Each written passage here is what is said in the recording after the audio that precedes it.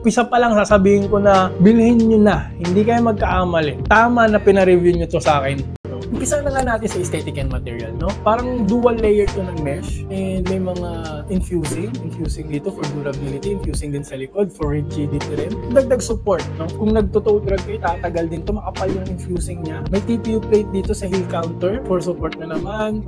Mismatch colorway by the way yung meron ako. Alam niyo naman, mahilig ako sa mga mismatch na sapatos, no? Pero marami pang kulay naman pagpipilian ko. And kaya hindi ko po ito bahalak talagang i-review kasi kung titignan niyo siya, parang napaka-plain. Parang napaka-simple, parang napaka-minimalist naman. And yung mga material niya nga, parang alam niyo yun, parang mediocre. Parang okay lang, sakto lang. Yung foam na ginamit, full length na Tai Chi foam, na isa sa pinapaborito kong foam na dahil sa lambot nito sa impact protection, mamaya natin pag-uusapan yan. Pero parang for me, yun lang yung nagdali. Pero yun nga guys, ulitin ko, doon na naman ako nagkamali. Kasi aesthetic and material, iskura na natin to. Bibigyan ko ito ng decent 8.5 out of 10. And okay naman yung cushioning, unique yung silhouette, low cut, mid cut, okay na okay pa rin naman. Plain and simple, direct to the point, parang ganun. Mataas pa rin ang binigay natin. Pero